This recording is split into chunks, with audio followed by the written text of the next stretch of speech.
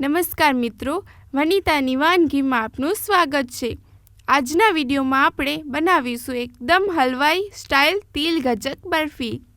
તે એકદમ સોફ્ટ અને પરફેક્ટ માપથી બનાવીશું અને ઘરમાં રહેલ બે જ વસ્તુઓથી જ તેને બનાવીશું। તો ચાલો તેને બનાવવાનું શરૂ કરીએ। તો એના પહેલાં પ્લીઝ વિડીયોને છેલ્લે સુધી જોજો જેથી તમને રીત બરોબર સમજાય। તિલ ગજક બરફી બનાવવા માટે સૌથી પહેલાં આપણને જોઈશે 1 કપ તલ યાની 200 ગ્રામ તલ। અહીંયા ફક્ત સફેદ તલ જ લેવાના છે, મતલબ તલમાં પણ ઘણી બધી વેરાયટી હોય છે, તો અહીંયા સફેદ તલ લેવાના છે। તલ ગોલ્ડન બ્રાઉન થાય ત્યાં સુધી તેને શેકવાના છે। તેને શેકાતા 4 થી 5 જ મિનિટ લાગે છે, તો તમે જોઈ શકો છો તેનું કલર બ્રાઉન થઈ ગયું છે। તો તલ આપણા શેકાઈ ગયા છે। હવે તેને એક બાઉલમાં કાઢી લઈશું અને ઠંડુ થવા મૂકીશું। જ્યાં સુધી તલ ઠંડા થાય ત્યાં સુધી આગળની પ્રોસેસ કરી લઈએ।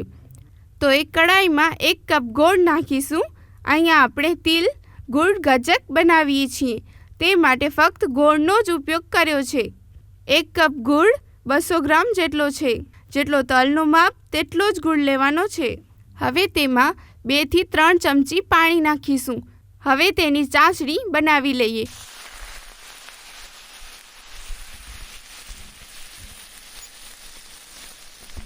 ચાસણીને 2 થી 3 મિનિટ ઉકળવા માટે છોડી દેશું। જ્યાં સુધી ચાસણી ઉકળે ત્યાં સુધી જે તલને ઠંડા થવા મૂક્યા હતા તેને જોઈ લેશું। હવે તેને મિક્સર જારમાં પીસી લેશું અને એ ધ્યાન રાખવું કે અધકચરા પીસવાના છે, એકદમ પાવડર નથી બનાવવાનો। જો તમારી પાસે મિક્સર ન હોય તો ખાયણી દસ્તા વડે પણ કરી શકો છો। હવે તેને મિક્સિંગ બાઉલમાં એડ કરી દેશું। ઘણા લોકો ફ્લેવર માટે નાળિયેર પાવડર અથવા તો મિલ્ક પાવડર વગેરે મિક્સ કરે છે। જો તમને પણ નાખવું હોય તો નાખી શકો છો, નહીં તો એમ જ ચાલશે। હવે આપણે ચાસણી જોઈ લઈશું।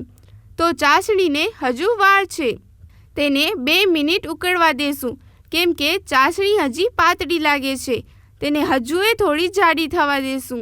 સાઈડમાં થોડું ઘી લગાવી દેશું જેથી કરીને ચાસણી સાઈડમાં ચોટે નહીં। હવે તેને થોડું ચલાવી લેશું। તો ચાસણી આપણી તૈયાર થઈ ગઈ છે। હવે તેને ચેક કરી લઈએ। ચેક કરવા માટે 1 કપમાં થોડું પાણી લઈને ચાસણીના ટીપા નાખીશું। ત્યાર પછી તેને બહાર કાઢી જોઈ લેશું। જો તે એકદમ કઠણ થઈ જાય તો સમજી લેવાનું આપણી ચાસણી રેડી છે। તો ચાસણી આપણી તૈયાર થઈ ગઈ છે। હવે તેમાં 1 ચમચી ઘી નાખીશું। તેના પછી તલનો પાવડર નાખી મિક્સ કરીશું।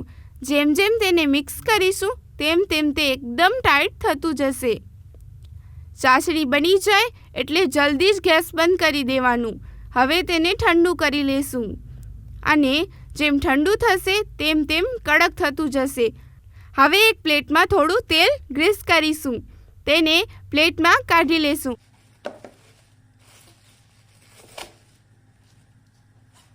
અને નાના નાના ટુકડા કરીશું। હવે તેને ઠંડુ થવા મૂકીશું। ઠંડુ થયા પછી તેને મિક્સર જારમાં એડ કરી પીસી લેશું। હવે તેને એક મિક્સિંગ બાઉલમાં એડ કરીશું। તેમાં અડધી ચમચી એલચી પાવડર નાખીશું ને 1 કપ જેટલું ઘી। વજનમાં 50 થી 60 ml જેટલું ઘી છે। થોડું થોડું ઘી ઉમેરીને તેને મિક્સ કરી લેશું।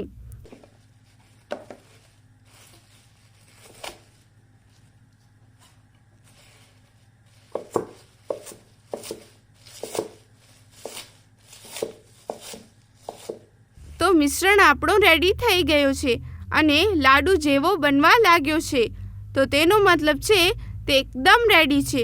હવે એક પ્લેટમાં તેલ ગ્રીસ કરી બરફીની જેમ સેટ કરી લેશું।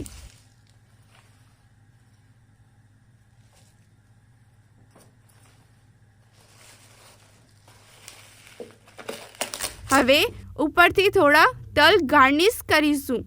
જો તમે ઈચ્છો તો કાજુ પિસ્તાથી ગાર્નિશ કરી શકો છો। મેં અહીંયા તલથી જ ગાર્નિશ કર્યું છે। હવે તેને 2 કલાક રહેવા દેશું। 2 કલાક બાદ તેને જોઈ લઈએ તો તે એકદમ સેટ થઈ ગયું છે। હવે તેને કટ કરી લેશું। તો તમે જોઈ શકો છો તે કેટલું સોફ્ટ અને પરફેક્ટ છે. તે ખાવામાં એકદમ ટેસ્ટી લાગે છે અને તમે તેને લાંબા સમય સુધી 1 થી 1.5 મહિના સુધી સ્ટોર કરી શકો છો. જ્યારે પણ તમને કંઈક મીઠું ખાવાનું મન થાય ત્યારે તમે તેને તૈયાર કરી ખાઈ શકો છો. તો તમે પણ આ રીતથી એકવાર જરૂર બનાવો અને તમારો અનુભવ મને કોમેન્ટ બોક્સમાં જરૂર જણાવજો. તો ફરી મળીએ એક નવી રેસીપી સાથે. ત્યાં સુધી થેન્ક્સ ફોર વોચિંગ.